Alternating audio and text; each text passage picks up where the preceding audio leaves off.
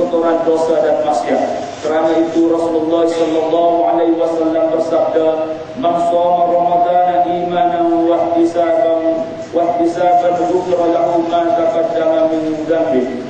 Maksudnya, setiap yang berpuasa Ramadan dengan penuh keimanan dan mengharapkan keredaan Allah akan diampunkan dosa-dosanya yang telah lalu.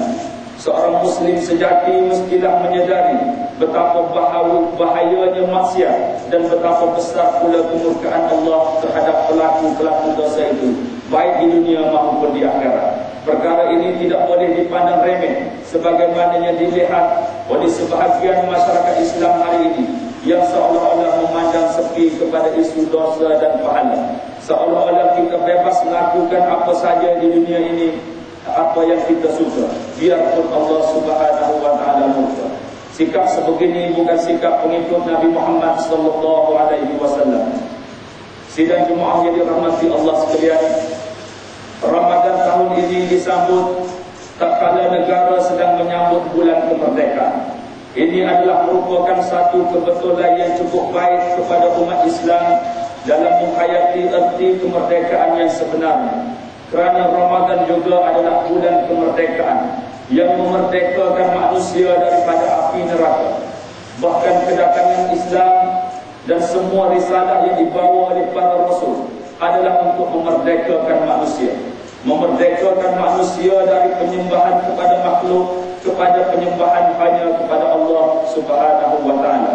Dari penyembahan kepada sesama manusia kepada penyembahan hanya kepada Allah Subhanahu wa taala.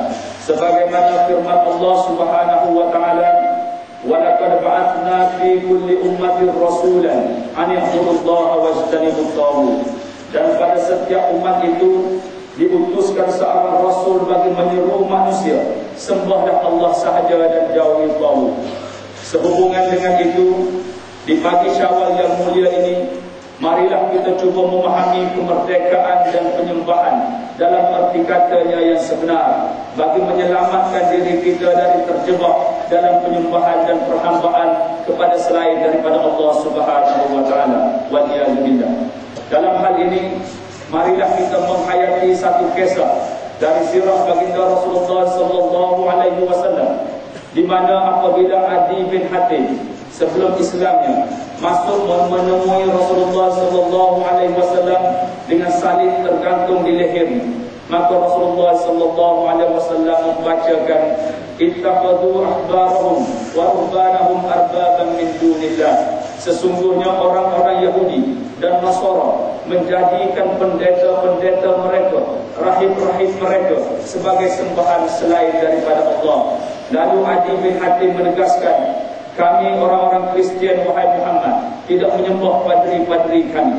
Lalu Rasulullah sallallahu alaihi wasallam bertanya, "Bukankah apabila mereka itu merubah ayat-ayat Allah atau merubah hukum-hukum Allah, maka kamu mengikuti mereka?" Adi bin Hatim menyatakan, "Ya." Maka dijawab oleh baginda Rasulullah sallallahu alaihi wasallam, "Itulah maknanya kamu menyembah mereka." Hari ini kita dapati betapa ramai orang Islam di kalangan kita yang bukan saja redha dengan mereka yang merubah hukum-hukum Allah, bahkan ramai yang menjadi pejuang-pejuang dalam menegakkan hukum selain dari hukum Allah dan menjadi penghalang kepada pelaksanaan hukum Allah. Semoga kita dapat menjaga diri kita dan keluarga kita dari yang demikian itu. Sidang jemaah yang dirahmati Allah sekalian, hari raya pada tahun ini pula disambut dalam keadaan dunia keseluruhannya sedang berdepan dengan wabak yang digeruni dan telah memakan beribu-ribu korban di seluruh dunia. Wabak yang dimaksudkan ialah apa yang dinamakan sebagai sesama babi atau H1N1. Sehingga hari ini Malaysia sendiri telah mencatat banyak kematian akibat daripada penularan wabak bahaya ini yang dikatakan boleh tersebar melalui udara.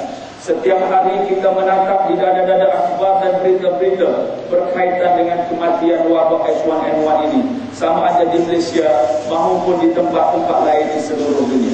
Sedarkah kita bahawa tersebarnya wabak-wabak seperti ini sebenarnya peringatan daripada Allah Subhanahu wa taala terhadap keingkaran manusia mematuhi perintah-perintahnya. Sebagaimana maksud hadis Rasulullah sallallahu alaihi wasallam, tidaklah lahir perbuatan maksiat di tengah-tengah sesuatu kaum sehingga mereka melakukan dengan terang-terangan, kecuali mereka akan ditimpa penyakit taun dan beraneka penyakit yang belum pernah ada pada generasi-generasi sebelum mereka yang telah lalu. Hadis riwayat Ibnu Majah dan Al-Hakim. Wabak H1N1 yang menular di seluruh dunia pada hari ini tidak pernah didengari oleh generasi sebelum kita. Justru hendaklah masing-masing di kalangan kita kembali menghayati ajaran Islam yang sebenar agar tidak terjebak dengan kemaksiatan yang berluasa yang mengundang bala daripada Allah Subhanahu wa taala. Allahu akbar, Allahu akbar, Allahu akbar. Allahu akbar, Allahu akbar, Allahu akbar. Allahu akbar, Allahu akbar, Allahu akbar. Muslimin dan muslimat sidang Jumaah yang dihormati sekalian, kenapakah berleluasanya maksiat di tengah-tengah masyarakat pada hari ini? Apakah puncanya yang menyebabkan manusia semakin hari semakin lupa kepada tuntutan sebagai hamba Allah? Antara lain ialah kerana kecuaian kita dalam melaksanakan undang-undang menurut undang Allah Subhanahu wa taala. Ekoran daripada itu, Allah Subhanahu wa taala mencabut rasa takut dari hati manusia untuk melakukan maksiat. Sekalipun terdapat undang-undang yang dikuatkuasakan, namun selagi tidak berlandaskan syariat Allah, ia sama sekali tidak akan menyelesaikan masalah. Apa yang menyedihkan, apabila terdapat individu-individu yang merelakan diri mereka untuk dihukum kerana melanggar perintah Allah. Ada pula pemimpin yang beragama Islam menyuarakan pandangan negatif semata-mata kerana jahil tentang hukum-hukum Islam. Isu seorang model sambilan dipaham yang dijatuhkan hukuman sebat sebanyak 6 kali oleh Mahkamah Syariah setelah mengaku bersalah meminum arak baru-baru ini mendedahkan bagaimana sikap sebenar sebahagian pemimpin kita terhadap pelaksanaan undang-undang Islam. Padahal hukum sebab yang dijatuhkan itu tidaklah 100% berlandaskan syariat, namun ia sekurang-kurangnya mempunyai sedikit sebanyak semangat undang-undang Islam. Ekoran isu ini kita menyaksikan bagaimana bisingnya pemimpin-pemimpin yang beragama Islam mengeluarkan kenyataan atas nama keadilan. Bagi mereka, hukuman sebat ke atas peminum arak itu satu kezaliman, apatah lagi jika dijatuhkan pada pesalah wanita.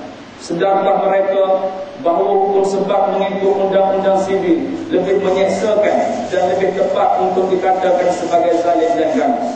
Inilah dia wajah sebenar pemimpin-pemimpin sekular yang sama sekali tidak pernah berhasrat untuk melaksanakan Islam.